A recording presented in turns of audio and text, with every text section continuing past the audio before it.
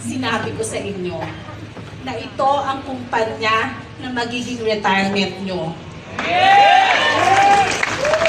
Marami ho sigurong nagsasabi, may mga negative po, hindi naman lang. Tama ho si Sir Jim, si Sir Marvin, walang perpektong kumpanya. Kaya may makakarinig kayong mga konting negative. Nasabi nila na tahimik si WeProvide. Parang natutulog.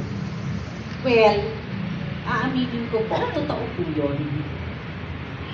Habang tahimik si WeProvide, natutulog, last year, napakatahimik. Pero alam niyo ba kung anong ginawa ni WeProvide?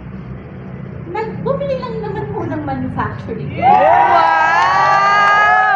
Lupit! At hindi nila naidugtong sa maling chismis, fake news. Natutulog na dragon si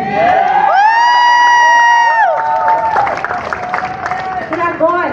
Natutulog, bumili ng manufacturing plant. Eh ngayong February 14, 2023, gising na si WeProvide. Yes! Dragon. Paano pa?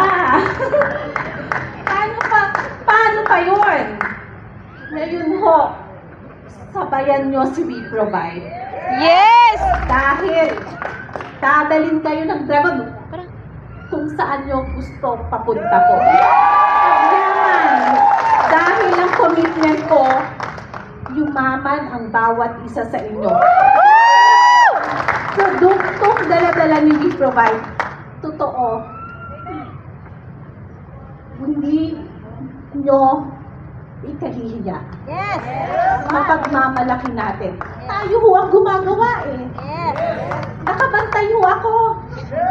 Kung anong sinabi ng sachet, stevia, stevia.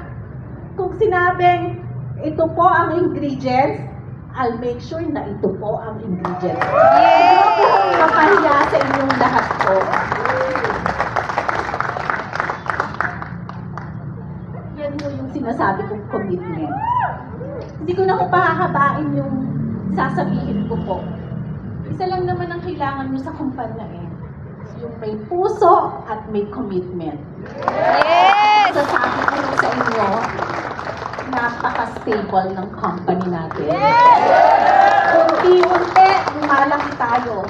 Pero, nakikita ko ho, kayo pa rin, same faces. Kayo ho ang makakasama ko sa pagyaman natin. Yes! Hi everyone, rise and shine po.